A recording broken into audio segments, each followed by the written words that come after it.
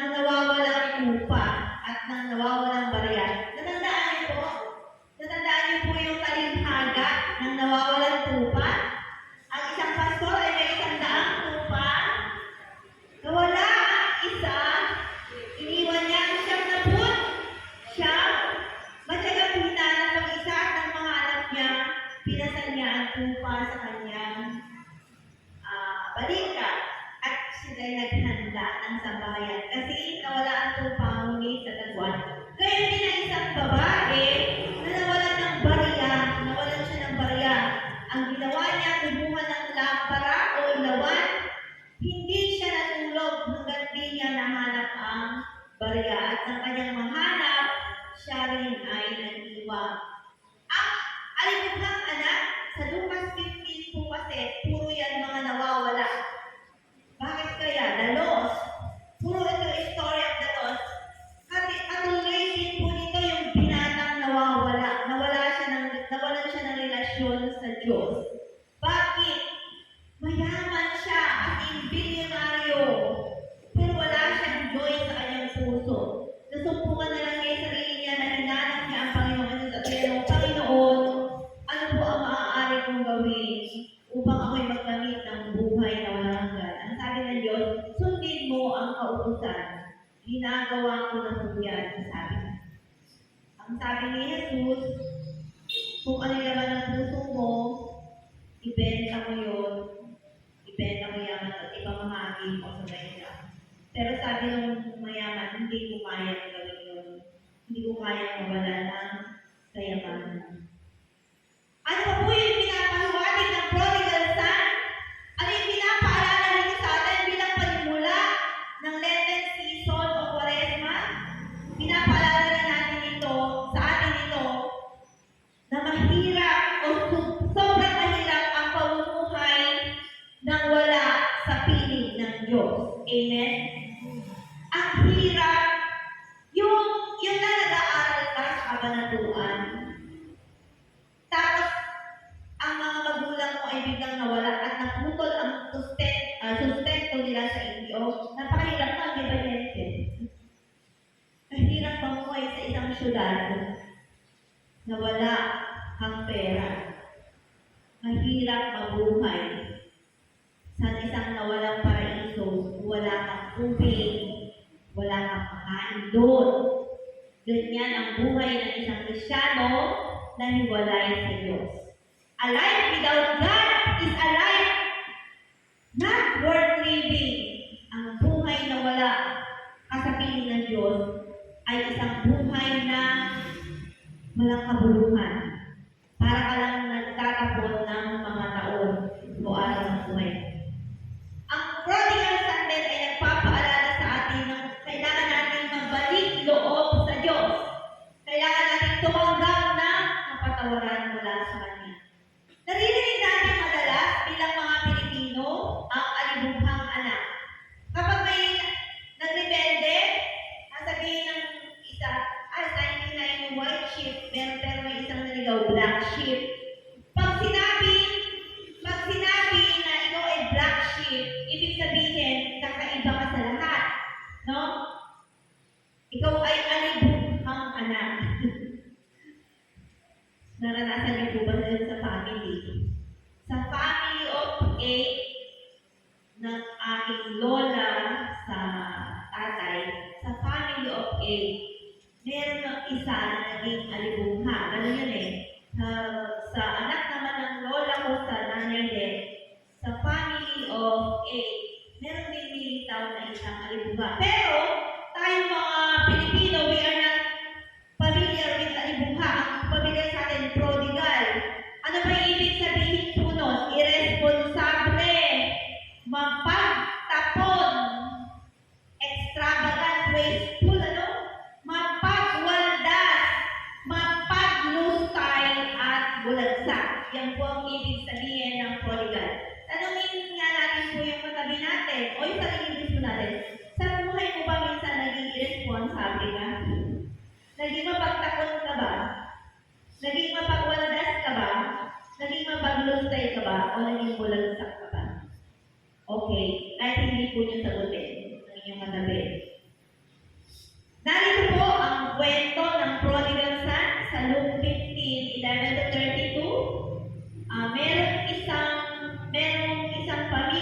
ayan, tatlo po sila noon eh. Magsasaka sila, magsasaka walang lupain. May isang ama, may dalawa siyang anak, ang panganay at ang bunso. Sila ay umuwi ng payapa at marangal hanggang sa isang araw, ayan, yung bunso lumapit sa kanyang ama. Anong sabi ng bunso? Ama, ibigay niyo na po sa akin ang aking mana. Alam niyo po sa kultura Hudyo, ang mana ibinibigay lang sa anak kapag patay na ang ama. At doon meron silang kasunduan doon. May kasulatan ng Hudyo. Halimbawa, buhay pa niya, magagawa na siya ng last will and testament. Kapag ako'y namatay, itong mga lupain ko sa gawing norte ay sa panganay. Itong sa west ay sa bunso. Ganon. Pero, very arrogant. Itong bunso kasi para niyang sinabi sa kanyang ama, ang mamatay ka na sana. Akin na yung mga anak ko at gagamitin ko na. Kunwari, tayo yung anak, sabihin natin sa magulang natin, karapatan mo na pag-aralin ako, karapatan mo buhayin ako, karapatan ko tumanggap ng mga biyaya sa iyo, tungkulin mo. Alam niyo, pag gano'n, para niyo nang pinapatay yung magulang niyo, di ba? Para niyo na silang pinapatay. And then, anong ginawa ng ama? O di syempre, o sige, ika, dahil na gusto mo, eto na yung lupain. Sa'yo na. At noon kasi, bawal din naman na habang buhay pa yung ama, ay ibenta mo na yung lupain. Asama mo, dahil hindi pa naman yun talaga legally na sa'yo. Pero mapilit nga ang bunso, kaya ayun, naibenta niya. At siya ay umalis nang inibenta ang mga lupain, bagamat illegal. Ganun tayo minsan, ano? Kahit hindi ubra, pinag-ubra natin eh, masunod na yung gusto natin. Kahit illegal, binenta niya at siya ay nag-ibang bayan. Nag-ibang bayan, malayo. Nag-abroad, ganun siguro, no? Pumunta sa ibang lupain. At sa ibang lupain, ano nangyari? Sa kanyang paglalakbay, kahit umalis siya yung ama niya ay nananalangin pa rin na sana matauhan yung anak ko, sana Lord yung anak ko ay magbagong isip, bumalik sa akin, nananalangin pa rin ang ama. Pero ang anak, bukhang anak nagpatuloy sa pag-alis, at siya'y nakarating sa napaka-yamang lupain, kumbaga pa New York, ganyan, o sa Europe, kasi lang may mga sculpture. At doon ay lulustay niya ang kanyang kayamanan sa mga babae, masasamang babae, sa mga sugal, bisyo, alak, sugal, lahat na ng bisyo, ayan, may karera pa. Mga babae, yan, iba-ibang babae, nagpasasa siya. At dumating yung panahon na ubos ang kanyang kayamanan, naubos ang kanyang pera, at siya ay lumalapit na nakikiusap sa mga naging kaibigan niya nung siya mapera pa, na siya itulungan, ngunit walang tumulong sa kanya. Ganun naman, ano? Pag marami kang pera, marami kang kaibigan. Pag wala ka ng pera, konti na lang ang iyong kaibigan. Hanggang sa nagtagutom, ayan, nakita niyo po ba may mga kalansay ng hayop, nagtagutom sa lupain, pinuntahan niya, hindi naman siya maka-escape doon kasi nga ala na siyang pera. Nagtagutom, walang makain, hanggang siya ay napag-isip-isip niyang mamasukan na lang na tagapag-alaga ng baboy. Kung Hudyo ka, ang pinakamaraming hayop Hudyo ay baboy. Kung mag-aalaga ka ng baboy, hindi ka pwedeng lapitan ng mga Jews, lalo ng mga Pharisees, yung tagapagturo sa kautusan kasi tinuturing ka marumi. Yun yung mga babae doon na may monthly period of menstruation, pinag-quarantine nila ng 1 week or 4 days habang may dugo yun. Yung babae yun, naka-quarantine. Bawal siyang himuin ng mga Pariseo, mga private, mga naglilingkod sa templo kasi tinuturing siyang madumi. Di lalo na itong may baboy, hindi na ito pinakain eh. Para sa alam, marumi itong hayop na to. Pero siya, dahil sa kanyang kahirapan, nag-alaga siya ng baboy. Dahil nga nagutom, sa sobrang gutom niya, wala siyang makain doon. Gusto niya sanang pumitas o makibahagi man lang sa mga pinagbalatan ng gulay na kinakain ng mga hayop o prutas. Pero habang, ayun o, iba ba ang maanak? Ayan. Sabi niya, mabuti pa yung mga baboy. Kumakain ng maayos. Ako, hindi. Mabuti pa sa tahanan ng aking ama. Ang mga katulong doon, ang mga alipin, kumakain 3 beses sa isang araw. Nakadamit ng maayos, samantalang ako, mamamatay ako dito sa gutom. Sabi niya. Kaya nga sa lowest moment ng buhay niya, yung pinaka-abang kalagayan ng buhay niya, naalala niya ang kanyang ama. Amen? Tayo rin gano'n. Habang sagana tayo, habang ayan, namumuhay tayo sa kasaganan. Di natin naalala ang Diyos. Ngunit, kapag ayun na tayo sa lowest moment of our life, naaalala natin ito sa Diyos. At sa kanyang pagdurusa, naisip niya sa tahanan ng ama niya, kumakain ng alipin. Sabi niya, babalik ako sa ama ko, pero hindi na bilang anak, kundi isang alipin, mag-a-apply ako bilang katulong. At sasabihin ko sa ama ko, Ama, nagkasala po ako sa Diyos at sa inyo, hindi na po ako dapat tatawagin anak niyo. Yun yung naisip niya gawin. At kung naisip niya, nung nagsisi siya, ano yung ginawa niya po? Umindig siya. Ang pagsisisi, hindi lang ito nasa isip, hindi lang ito nasa puso. Kailangan isinasagawa. So, tumindig siya, lumakad. Malayo-layo pa, yung ama niya pala laging naghihintayan, laging nananalangin sa taluktok ng bahay nila, nananalangin ng balik ang anak niya. Malayo-layo pa ang anak na kalaunan ng ama, ang anak parating. Kilala niya, kahit hampas lupa na, kahit kahawig na siya ng mga baboy na inaalagaan niya, nakilala pa rin siya ng ama niya. Kaya masaya-masaya ang ama at patakbo, no? Patakbo. No, sa Hudyo, pag ikaw ay elder o nakakaangat ka sa lulong lipunan, ang damit mo ay mga haba, mabibigat. Kahiya-hiya para sa isang katulad ng elder na tumakbo. Hindi dapat ito ginagawa kasi may bilang yung dapat paghakbang nila at paglakad para mga Miss Universe, ganyan.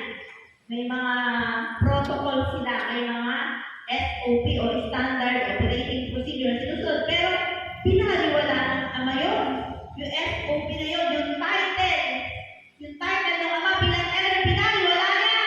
Bumaba siya sa taluktok ng tahanan. Patakbo! Kasi sinalubong ang alubog ng anak. In the context of ng Hudyo po, ibalik mo nga sa patakbo. Bakit kaya tumakbo? Pwede namang utusan niya yung mga katulong sa lubog ninyo, anak ko yun. Pwede naman, di ba? O sunduin niyo ng karwahe, sunduin niyo ng kabayo. Pwede. Pero alam niyo, bakit nga ba siya patakbo? May history kung bakit. Doon pala sa kanilang lugar, sa Jews, inamin ko na isang pastor na mahusay. Pag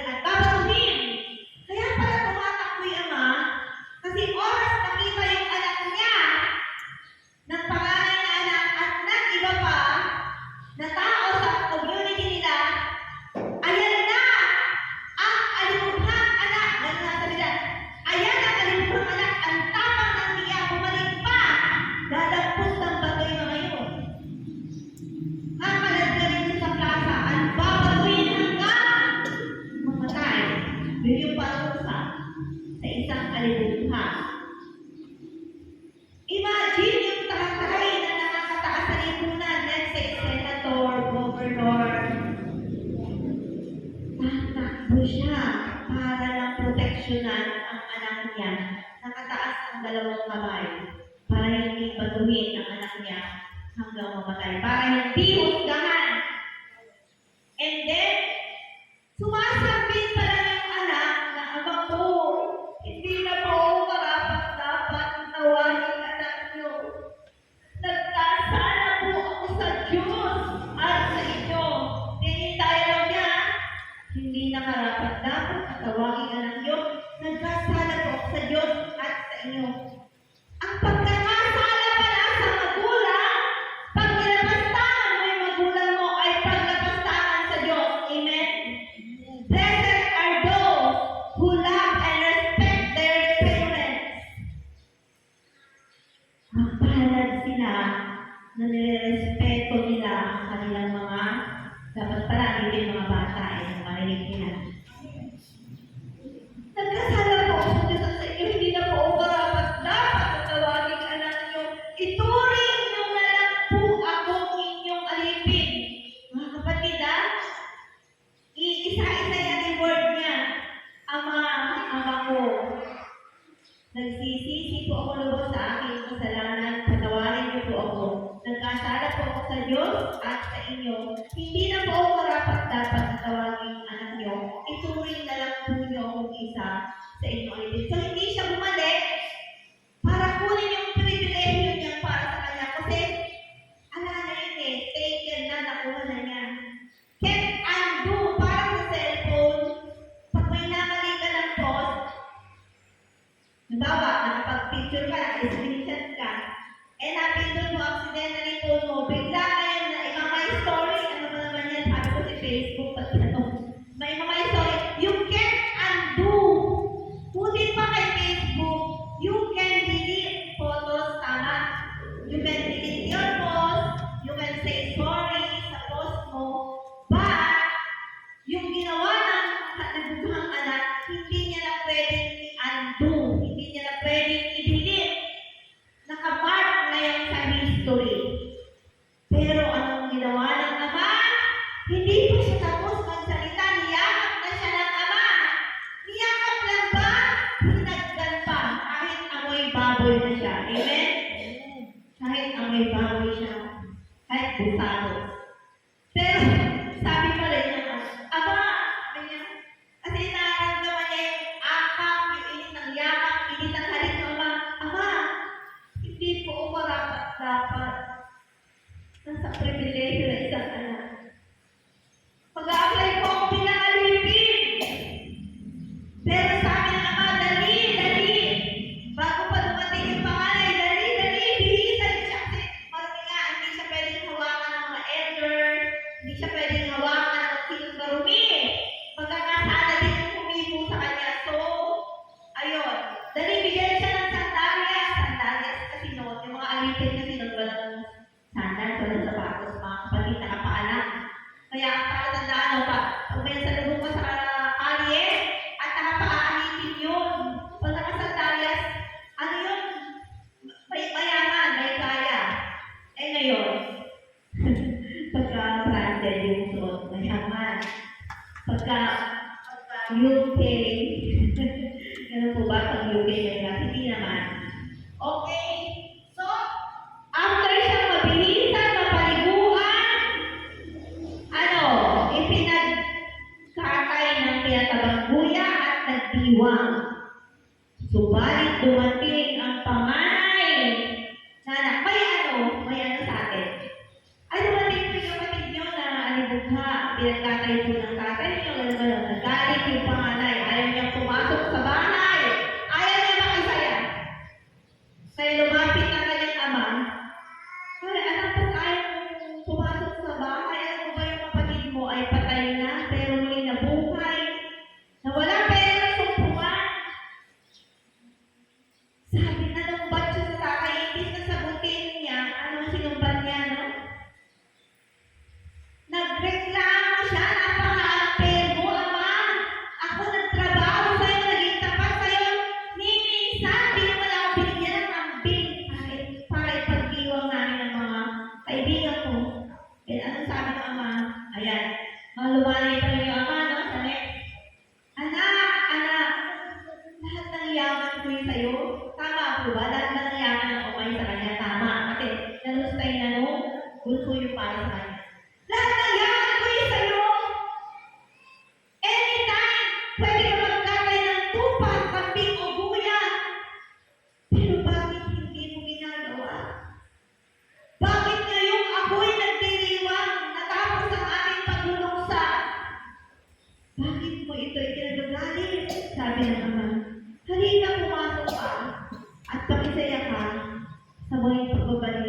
iyong kapatid. Ang sabi na,